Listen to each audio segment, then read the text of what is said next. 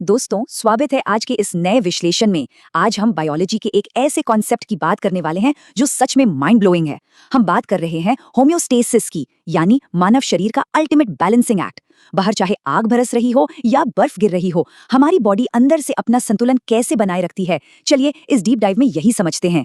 आज के इस विश्लेषण को हम 5 हिस्सों में कवर करेंगे। पहले देखेंगे द गोल्डीलॉक्स बैलेंसिंग एक्ट, फिर समझेंगे कोर होम्योस्टैटिक लूप और उसके फीडबैक मैकेनिज्म्स। उसके बाद हम देखेंगे शरीर के उन क्रूशियल कंट्रोलर्स को और आखिर में बात करेंगे कि क्या होता है जब ये नाजुक बैलेंस टूट जाता है।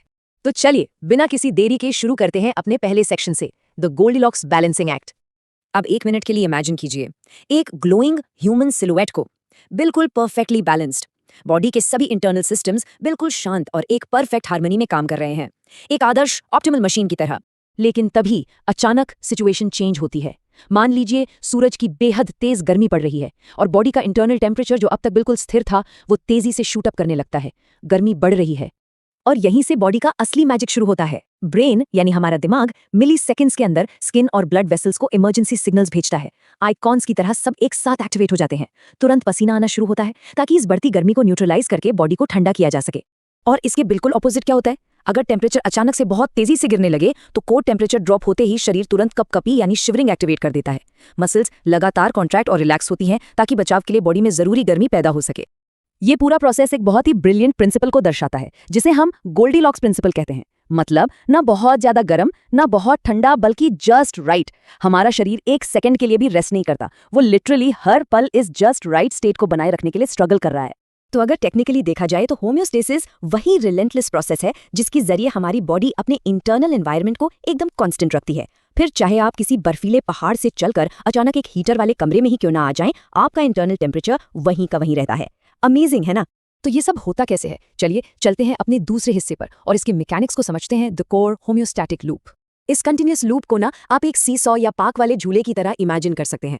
जब भी कोई एक्सटर्नल फैक्टर, जिसे हम स्टिम्युलस कहते हैं, इस सीसॉ पर आकर बैठता है तो बैलेंस बिगड़ जाता है। इस इम्बैलेंस को डिटेक्ट करके उसे ठीक करना और सीसॉ को वापस फ्लैट और नॉर्मल लेवल पर लाना, बस यही होम्योस्टेसिस का एंडलेस चक्कर है।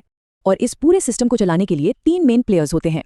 पहला है रिसेप्टर, जैसे स्किन में मौजूद थर्मोरिसेप्टर्स जो टेम्परेचर चेंज को तुरंत डिटेक्ट करते हैं। दूसरा है कंट्रोल सेंटर, आपके दिमाग का हाइपोथैलेमस, जो इस नई इन्फॉर्मेशन को चेक करके नॉर्मल सेट पॉइंट से कंपेयर करता है। और तीसरा प्लेयर है इफेक्टर, जैसे आपके स्वेट ग्लैंड्स, जो एक्चुअल में एक्शन लेकर बॉडी को वापस उसके नॉर्मल स्टेट में ले आते हैं। अब सवाल यह है कि दिमाग एग्जैक्टली इंस्ट्रक्शन देता कैसे है? यही हमारा तीसरा हिस्सा है, अंडरस्टैंडिंग फीडबैक मैकेनिज्म्स। असल में कंट्रोल सेंटर इम्बैलेंसेस को ठीक करने के लिए जो लूप्स यूज करता है उन्हें फीडबैक मैकेनिज्म्स कहा जाता है। इसमें सबसे कॉमन है नेगेटिव फीडबैक। अब इसके नाम पे मत जाइए, ये नेगेटिव नहीं बल्कि स्टेबिलिटी लाता है।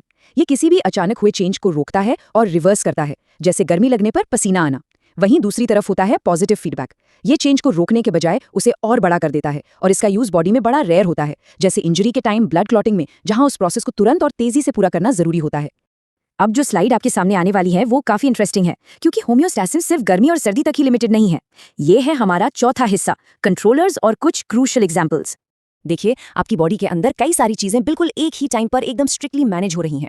सोचिए, ब्लड ग्लूकोज को आपका पैंक्रियास इंसुलिन और ग्लूकागॉन के जरिए दिन रात परफेक्टली बैलेंस करता है ताकि आपको एनर्जी मिलती रहे।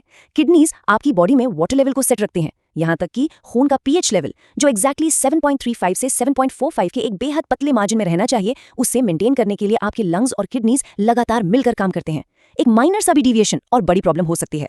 और इस पूरे मैसिव ऑपरेशन को सीमलेसली कोऑर्डिनेट करते हैं हमारे 2 मास्टर कंट्रोलर्स। एक तरफ है हमारा नर्वस सिस्टम, जो किसी इमरजेंसी में एकदम फ्लैश की तरह मिली सेकेंड्स में फास्ट रिस्पॉन्स देता है, और दूसरी तरफ है एंडोक्राइन सिस्टम, जो थोड़ा आराम से काम करता है। ये हार्मोन्स रिलीज करता है जिसका असर स्लो होता है लेकिन काफी लंबा चलता है। ये दोनों एग्जैक्टली एक परफेक्टली सिंक्रोनाइज्ड ऑर्केस्ट्रा की तरह मिलकर काम करते हैं ताकि आपकी लाइफ स्मूथली चलती रहे। लेकिन क्या हो अगर ये ऑर्केस्ट्रा ताल चूक जाए? ये हमें ले आता है आज के आखिरी सेक्शन पर, व्हेन द बैलेंस ब्रेक्स।